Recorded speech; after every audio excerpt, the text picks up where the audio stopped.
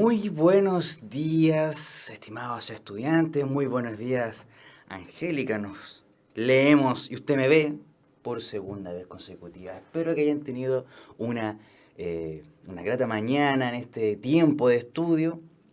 Vamos a proceder entonces a nuestra segunda clase de historia. Marité Cabello, muy buenos días, ¿cómo está usted? ¿Cómo le va? Espero que también haya tenido una muy buena mañana. Vamos a ver un nuevo tipo de contenidos hoy día. Vamos a pasar, ya habíamos visto los periodos de la humanidad, la clase pasada, donde vimos la prehistoria, vimos la Edad Antigua con los griegos, los romanos, luego vimos la Edad Media con el vasallaje, el feudalismo, periodo de la Ilustración, la Revolución Francesa, el descubrimiento de América, la independencia de nuestras naciones latinoamericanas,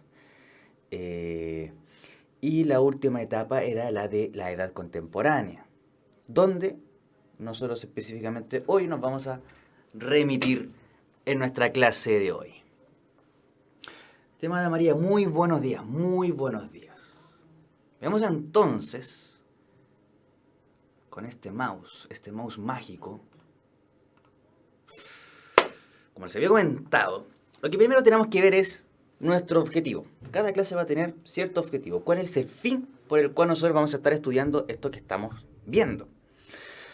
Y el objetivo del día de hoy va a ser conocer la crisis económica, política y social de la primera mitad del siglo XX. Es decir, desde el año 1900 hasta, podríamos decir, 1999. Vamos a dar énfasis a dos hechos importantísimos en esta época, que son las conocidas como las guerras mundiales. Si recordarán la clase pasada, yo les hice mención que el siglo XX había sido uno, o es, mejor dicho, uno de los periodos de la historia, o es el periodo de la historia más sangriento que ha tenido la historia de la humanidad, porque fue el periodo en el que el desarrollo tecnológico, los avances científicos se volcaron para el exterminio de personas. A eso nos referíamos. Y eso es lo que vamos a ver precisamente hoy. La Primera Guerra Mundial, un poco posada, y la Segunda Guerra Mundial, considerando también el periodo entre guerras, el surgimiento de los totalitarismos, como lo fue el socialismo, el fascismo y el nacionalsocialismo. Veamos entonces, aquí está nuestra contextualización, que tenemos nuevamente nuestra figura de la edad contemporánea y los puntos que corresponden a este periodo y los cuales estaríamos viendo en este momento. Entonces, veamos, primero que todo, debo moverme un poco porque quiero que vean esto bien. Ya, perfecto. Primero vamos a ver la Primera Guerra Mundial. ¿Qué es lo que es la Primera Guerra Mundial? Pues, como es una guerra, es un conflicto bélico que enfrentó a las potencias mundiales entre 1914 y 1918. Como en toda guerra, hay dos bandos. Bueno, en este tipo de guerra sí, habían dos bandos. Tenemos el bando de las potencias centrales, que son las que están en este lado, y los llamados aliados. Dentro de las potencias centrales teníamos al Imperio Alemán, que tenía una bandera muy distinta a la que tiene Alemania hoy en día. La bandera alemana hoy tiene el amarillo. Esta bandera tiene el blanco. Por lo tanto, esta bandera no es de la Alemania actual, sino que es de la del Imperio Alemán. El otro país que era parte de las potencias centrales era el Imperio Austrohúngaro, que es este de acá. Les voy a dar un dato. Por culpa de este país, comenzó la Primera Guerra Mundial. Un pequeño dato. Tercera potencia que estaba en este bando era no es Turquía, es el Imperio Otomano. Para algunas personas, para que me puedan entender mejor también, el Imperio Otomano sí es el mismo que se vio en algunas teleseries turcas que dieron algunos canales de nuestra televisión, donde hablaba de un tal Suleimán, de unos tales Mehmed, ya. Todos los descendientes de ellos eran los que estaban aquí. El Imperio Otomano existió hasta esta época, hasta la Primera Guerra Mundial. Una vez que terminó la Primera Guerra Mundial, el Imperio Otomano se desarmó. María Riquelme, ¿cómo está? Vemos entonces el otro bando, el otro lado. Tenemos a... Espera, estoy muy abajo. Ahora sí, el Imperio Británico. Cuando hablemos del Imperio Británico, vamos a referir a Reino Unido. Reino Unido es Inglaterra, Gales, Escocia e Irlanda. El otro país era Le France, viva la France, era Francia. Junto con Francia también estaba este otro país que se parece a la bandera italiana, pero sí es Italia, conocido como el Reino de Italia. En este momento Italia todavía tenía un rey. Y por último, tenemos al Imperio Ruso, que luego, cuando todavía estaba en marcha la Primera Guerra Mundial, vivieron la Revolución Rusa y Rusia cambia de nombre, se transforma en la Unión Soviética y se retira de la guerra, dejando su espacio a Estados Unidos. Qué curioso, Estados Unidos en una guerra. Me parece muy extraño. Veamos entonces este mapita para que... A ver, ¿estoy bien ahí? Sí, estoy bien ahí. Estoy un poco pequeño. Vamos a hacer esto como en la tele hacen el informe del tiempo. Aquí tenemos nuestro querido mapa mundi, donde este mapa tiene distintos colores. Lo que les quiero mostrar es lo que dice el título. Está en francés, pero yo como soy un políglota, sé muchos idiomas, les voy a decir, aquí dice los imperios coloniales en 1914. Es decir, 1914, antes de que comenzara la Primera Guerra Mundial. ¿Qué les quiero mostrar con esto? Veamos un ejemplo. Veamos, por ejemplo, el color rojo. Este color rojo que está aquí, que sería el país conocido actualmente como Australia. Y podemos ver también que ese color rojo se repite en otros sectores, por ejemplo aquí, que son países conocidos actualmente como la India. Tenemos también el caso en la zona de Canadá, un poco más allá. Un poco más acá, Canadá. Este es el Imperio Británico, Reino Unido.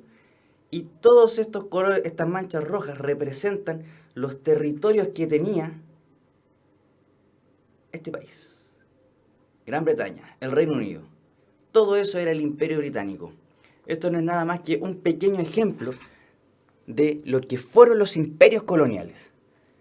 Fue una situación donde un país que deseaba tener más recursos naturales y que no los podía conseguir dentro de su territorio, decide expandirse a través del mundo para poder sacar ese tipo de material. Por ejemplo, solo por colocar un ejemplo, de la India, el Reino Unido sacaba el té. Cuando pensamos en los británicos, la figura más clásica de un inglés, de un británico, lo hacemos con referencia al té. Ya, esa idea de tomar té, de ese delicioso elixir que uno toma en el desayuno, viene de ahí, de la India. Viene de esa época, el imperio colonial.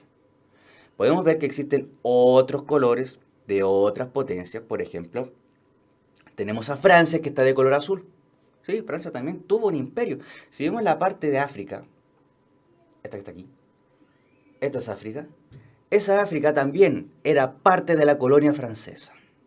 Como era parte de la colonia francesa, Francia tenía sus factorías en esa zona, extraía material y también con ello permitía que Francia tuviera un mayor desarrollo económico. Esa era la idea que tenían los imperios coloniales, desarrollarse económicamente a través de los recursos naturales que pudiese sacar de otros sectores del mundo. Y este fue una de las causas de la Primera Guerra Mundial. ¿Por qué? Vámonos a Europa. Aquí. Justamente aquí arriba, tenemos a Europa. ¿Cuál es el tema que tenemos con Europa? Si vemos que está Francia, y en medio está Alemania, y entre medio hay dos puntos amarillos. No sé si los alcanzan a ver, pero ahí hay dos puntos amarillos. Esos dos puntos amarillos sería el Imperio Austrohúngaro. El gris sería el Imperio Alemán. Entonces tenemos la siguiente situación. Tenemos 1, 2, tres imperios juntos y cruzando ese canal, esa parte de mar, tenemos otro imperio más. ¿Qué ocurrirá cuando más de un imperio se encuentran como vecinos? Siendo que los imperios lo único que desean es expandir sus territorios, el problema que van a tener es que van a empezar a tener roces y peleas por ciertos territorios en Europa. Ahora, una vez que tienen el reparto colonial, se reparten el mundo, los mismos problemas que tenían en Europa, ahora los tenían en otros continentes. Entonces, una medida para que ellos pudieran protegerse de cierta manera, era que el desarrollo tecnológico, el desarrollo industrial, lo volcaron hacia la construcción de armamento. Por lo tanto, todas estas potencias, todos estos países estaban armados hasta los dientes.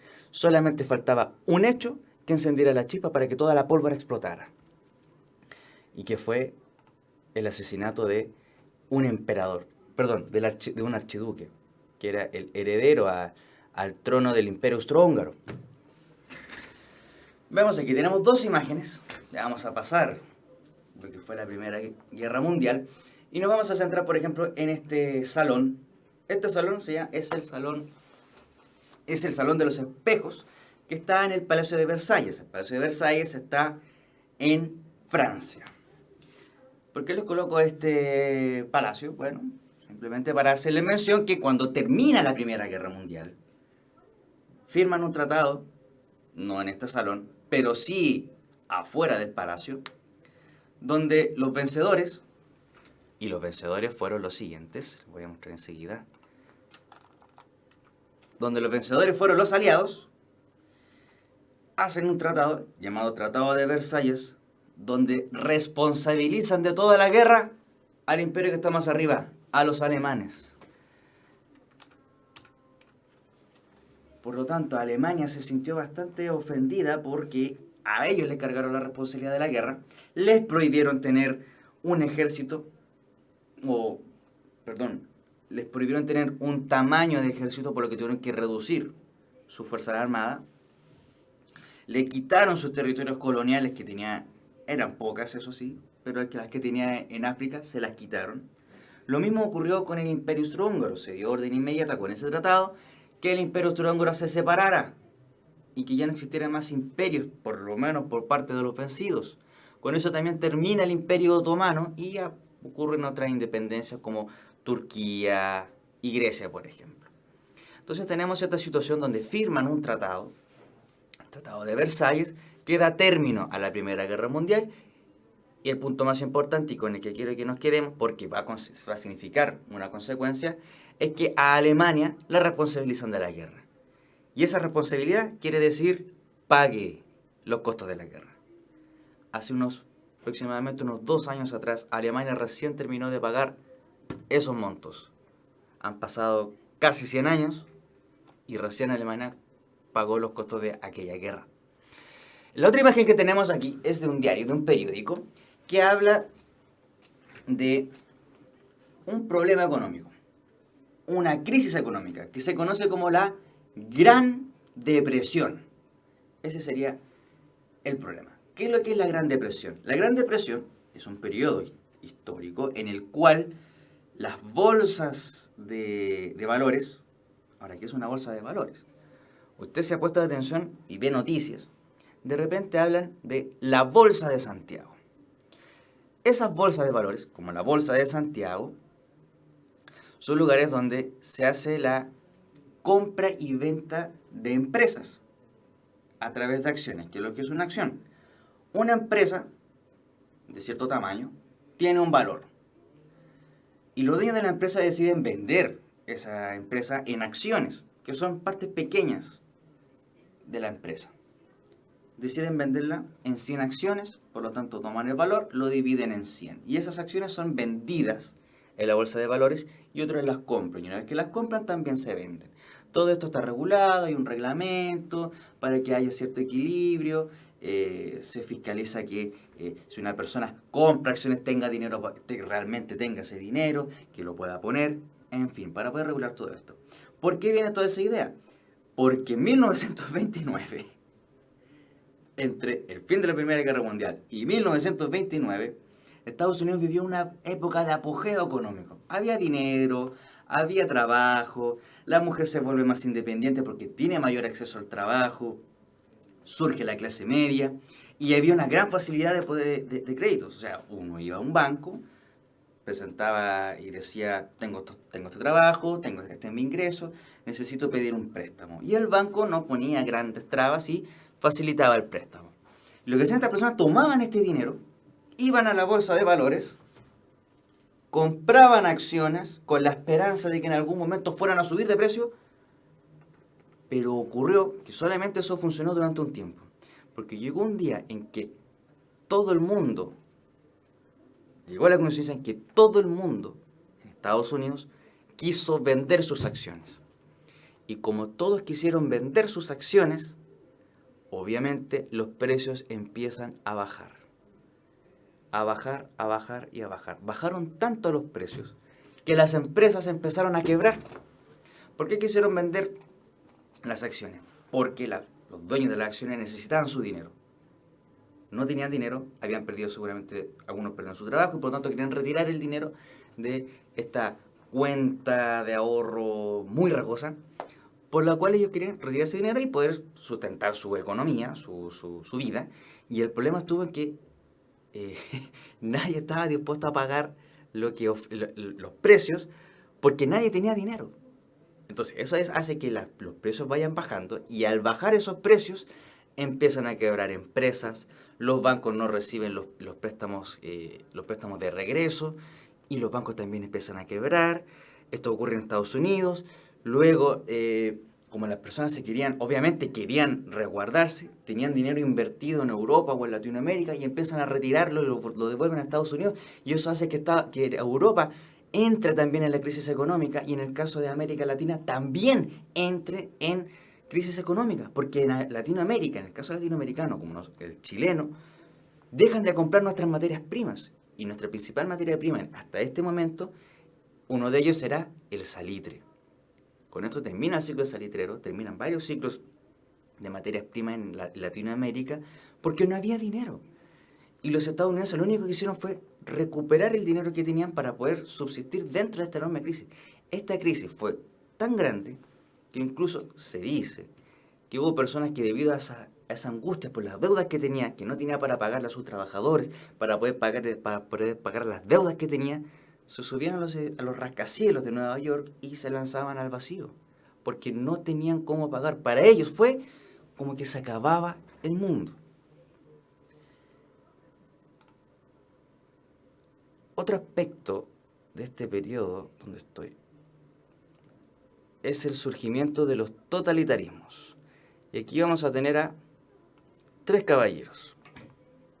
Bueno, no sé si decirle caballeros, no fueron tan caballeros. 3 personas, 3 individuos. El primero que está aquí, en grande, se llama Joseph Stalin. O para los amigos, José Stalin. Y a este otro lado tenemos a el que está con el brazo arriba, saludando. Él es Benito Mussolini. Y el que tiene esta esvástica en su brazo, me imagino que tal vez pueda ser el más conocido. Él es Adolfo Hitler. Estos 3 personajes fueron los líderes de 3 distintos totalitarismos. El primero de ellos es el de la Unión Soviética, el que está representada por, aquí esta bandera con una hoz y un martillo, y que tenía un partido único que era el Partido Comunista de la Unión Soviética, que surge luego de la Revolución Rusa. Recordemos que Rusia estaba en la Primera Guerra Mundial y vive la Revolución Rusa, se sale de la guerra y luego se transforma en la Unión Soviética. En este otro lado ocurre que Mussolini, descontento con estas situaciones de agravio que habían tenido por la crisis económica, recordemos, Estados Unidos retira sus recursos de los países europeos y uno de ellos era Italia. Mussolini decide crear un movimiento y luego un partido, el Partido Nacional Fascista, con la idea de, primero que todo, colocar primero ante todo Italia. Ese es un nacionalismo, poner primero a su país, en este caso Italia. Donde su propuesta era que Italia debía recuperarse económicamente y que el Estado debía ser lo suficientemente fuerte para poder ayudar a estas personas que viven dentro de su país. Una idea muy similar es la que tenía Adolfo Hitler, que el Estado sea el encargado de satisfacer las necesidades de las personas en los derechos más básicos. Los tres tienen aquel pensamiento, que es el Estado quien debe satisfacer las necesidades más básicas de las personas, y a eso se le llama derechos.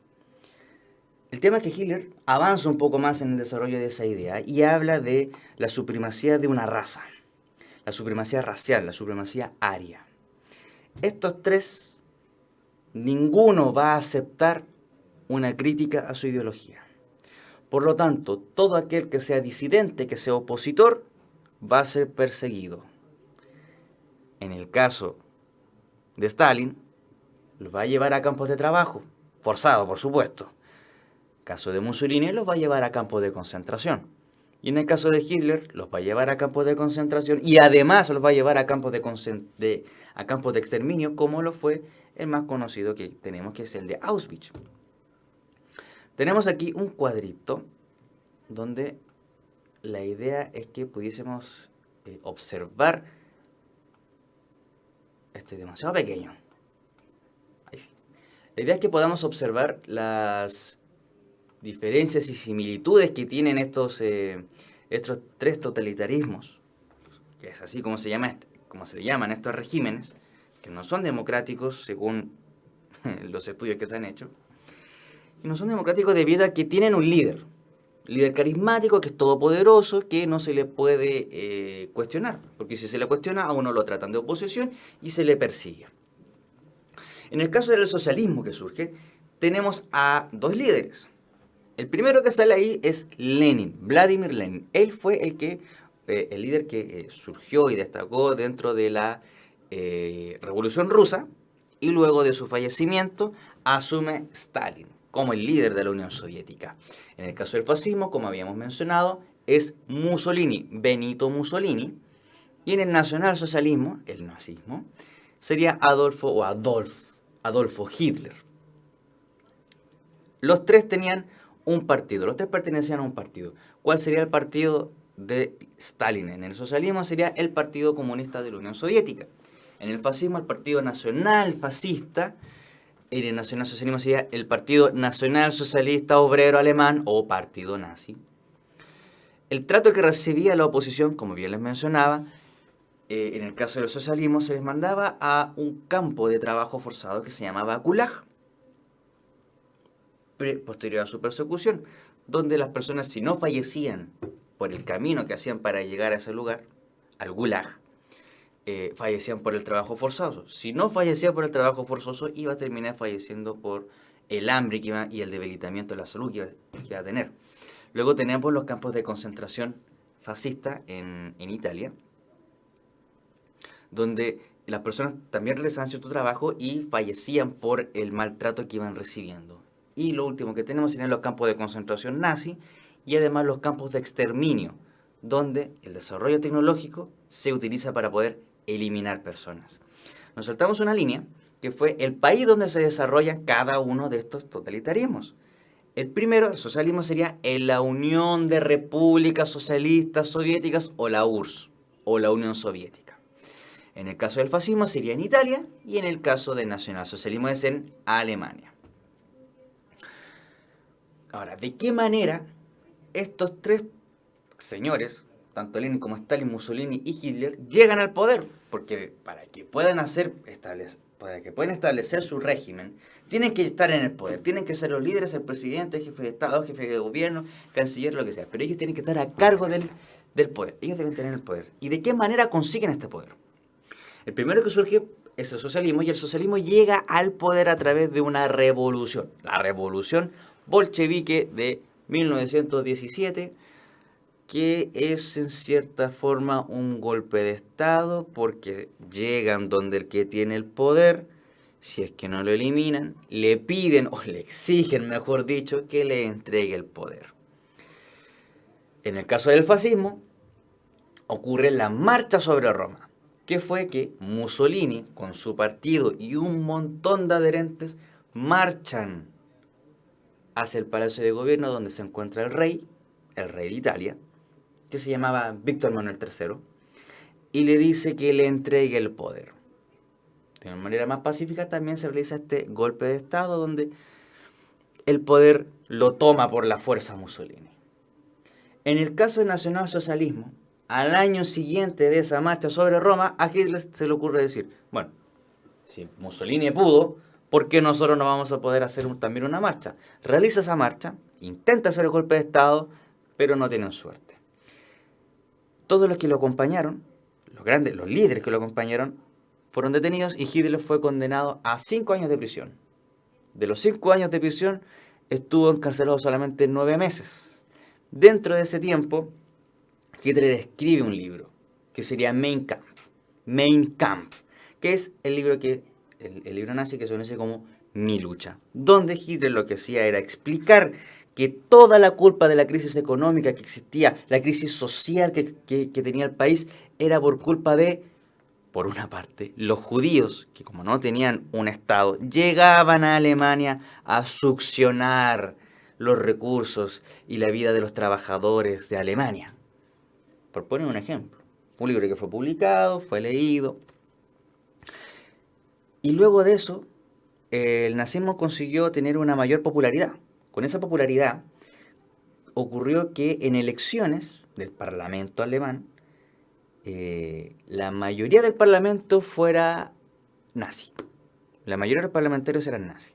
Y estos parlamentarios nazis, junto con parlamentarios conservadores, habiendo y dando a conocer las ideas de Hitler, intentan convencer, metiendo mucha presión, al que era jefe de Estado, le dice, no hay mejor persona que Hitler para que sea canciller. Canciller, el jefe de gobierno. No hay mejor persona que él, porque él pone primero a Alemania, segundo a Alemania y tercero a Alemania. No hay mejor alemán y mejor patriota y nacionalista que Hitler. Él debe ser el canciller. El jefe de Estado cede ante esta presión y lo nombra como canciller. Pero después de un tiempo, este jefe de Estado fallece y como Hitler queda como canciller, tenía el Parlamento con una mayoría de su partido, comienzan a realizar reformas para poder transformar ese Estado democrático ya en un régimen totalitario. Aquí colocamos que fue la corrupción del sistema democrático. ¿Por qué hablamos de una corrupción del sistema democrático? En un Estado democrático fuerte, con instituciones bien instauradas, jamás una persona que hubiese intentado hacer un golpe de Estado hubiese sido condenado solamente a 9 meses. Perdón, haber sido condenado a 5 años y estar 9 meses en prisión. Ni que su partido y sus ideas hubiesen sido divulgadas. Y mucho menos que hubiese sido permitido que se le hubiese permitido ser canciller de la nación. Por eso es que hablamos de una corrupción del sistema democrático. Estos regímenes podemos ver que tienen muchas palabras, nombres de personas, forma de llegar al poder, pero para poder identificarlos de manera más rápida, las imágenes nos ayudan mucho más. Aquí tenemos la hoz y el martillo, que es parte del socialismo o el comunismo, y que fue creada en esta época fue utilizada por la Unión Soviética. ¿Qué es lo que simboliza? Bueno, pues tiene un martillo que representa a los obreros industriales, y tiene la hoz, que es ese gancho, ese ganchito, y con ese gancho se corta el trigo. Y daba la casualidad, o mejor dicho, la coincidencia que Rusia, antes de la revolución, era un país principalmente campesino. Por lo tanto, lo que quería representar era que tanto el obrero como el campesino debían ser parte de la revolución. Así de simple. La segunda imagen que tenemos aquí es un faces, o un fascio, o el símbolo del fascismo, o un símbolo de poder. ¿Por qué es un símbolo de poder? Les voy a explicar inmediatamente por qué se considera que este es un símbolo de poder y que no solamente lo ha utilizado el fascismo y Mussolini, también está en otro tipo de imágenes. Porque esta imagen representa el poder. Ahora, ¿cómo representa el poder? Si observan el mango que tiene, son varias varillas. Todas esas varillas están juntas y están amarradas. Les voy a hacer un ejemplo bien gráfico. Trate de romper una varilla. la va a romper inmediatamente, no va a tener problema, a no ser que sea un poco más gruesa, pero la va a poder romper. Ya, ahora intente romper, esas serán unas 20 varillas que están todas juntas, intente romperlas. La analogía es, la unión hace la fuerza. Si estamos juntos, vamos a ser más fuertes.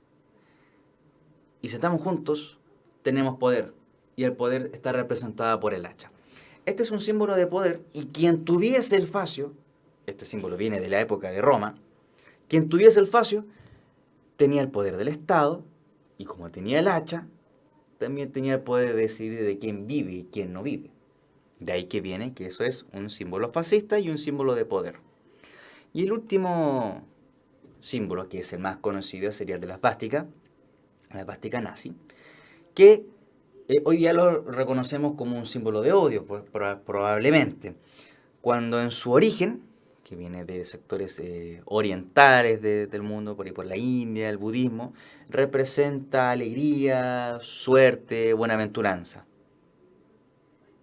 Qué curioso que algunos hechos de la historia cambian el sentido y el significado de algunos símbolos. Un símbolo que puede significar algo bueno, hoy en día nosotros lo identificamos como para representar a un periodo que se busca exterminar personas. Y es una de las curiosidades que tiene la historia, es increíble, es increíble. Bueno, pero vayamos viendo el punto. Como lo que estamos viendo ahora es la Segunda Guerra Mundial, tenemos que poner atención a las causas que tuvo esta Segunda Guerra Mundial. Dentro de las principales causas, obviamente, hablamos de, primero, el Tratado de Versalles. El tratado donde a Alemania se le responsabiliza de la guerra. Y Alemania se siente humillado. Porque dicen, oye, pero si yo no empecé la guerra, la empezó este niñito Francisco Fernando del Imperio Austrohúngaro, que se fue a meter a otro país que no tenía por qué haberse metido, y los que estaban allá se enojaron, le hicieron un atentado y lo mataron. Y Rusia le declaró la guerra al Imperio Austrohúngaro para defender a este otro pequeño país, y yo tuve que salir a ayudarlo porque teníamos una alianza y tuve que salir a ayudarlo nomás. De esa manera se activaron esas alianzas. Y por eso es que Alemania fue el que causó más daño, pero en fin, Alemania la responsabilizan de la guerra. Eso fue lo que más les dolió al sentimiento nacionalista alemán. Segunda causa sería la Gran Depresión, que fue este momento en el cual las bolsas de valores, los precios de las empresas caen y las empresas quiebran, los bancos quiebran, las personas no tenían dinero para poder pagar sus deudas, todo esto en Estados Unidos surge allá y es arrastrado a Europa y a Latinoamérica. Tercer causa sería los totalitarismos, que fue el surgimiento del socialismo, el fascismo y el nacionalsocialismo, que surgen en forma de reacción de rechazo hacia las tradiciones económicas, las tradiciones liberales, donde el mercado se regula solo, y ellos, los tres totalitarismos, mencionan que es el Estado quien debe satisfacer las necesidades básicas de las personas, y a eso le llaman los derechos, y un Estado benefactor. Y una cuarta causa que podemos identificar sería los imperialismos, que fue ese mapa gigante que vimos, ya. Ese mapa era de 1914, pero una vez que termina la Primera Guerra Mundial, siguen existiendo algunos países con esos imperios. Y la intención que tenían ellos, obviamente como imperio, era seguir expandiéndose. Pero en el caso de Alemania, que quedó con esa espinita clavada, dijo, voy a recuperar los territorios que eran míos. Y por eso es que termina invadiendo primero el territorio polaco. Veamos, aquí tenemos un punteo de todos los puntos que habíamos estado comentando en este momento, donde es una síntesis de todo lo que estuvimos conversando. Me gustaría que posteriormente, cuando tuviéramos más cuando termine esta clase, o ahora, podrían tomarse una fotografía o un pantallazo, para que tengan esta imagen y la puedan después en su casa o en el mismo colegio imprimirla y la puedan pegar en su cuaderno, ya que les va a servir bastante para poder entender o recordar, mejor dicho, todos estos episodios que teníamos aquí. Hay un punto que me gustaría mencionar aquí, allá arriba, en el primero, en el totalitarismo, y que no lo mencionamos, no creo que no le di la suficiente importancia. Y es el punto, dice, totalitarismo, regímenes de partido único, sí, ya hablamos del partido único, pero el segundo es, le exalta a un líder carismático que promete salvar al pueblo. eso es una característica muy importante del totalitarismo. O sea, ese líder, más que como líder político, más que verlo como nosotros vemos a nuestro presidente, o sea, el señor Piñera nosotros lo vemos como una persona igual a nosotros, que muchas veces se equivoca, algunas cosas se usan para generar memes y hacer chistes, pero lo vemos como una persona normal. Incluso algunos lo miran hacia abajo. Ya, en un totalitarismo se da todo lo contrario. El líder, el presidente, el jefe de Estado, no se le mira hacia abajo, ni tampoco como un igual, sino que se le mira como el Salvador, como el Mesías, el Dios que bajó del cielo para poder salvarnos a todos. Esa era la idea, aunque era una persona igual que cualquier persona. No sé si tan igual, porque habían algunos que estaban un poco trastocados. Veamos la siguiente parte, que aquí está ya la Segunda Guerra Mundial. Esta Segunda Guerra Mundial se repiten algunos bandos, perdón, se repiten algunos países en algunos bandos, pero vamos a ver que ya tenemos otro tiempo, que sería 1939, 1945.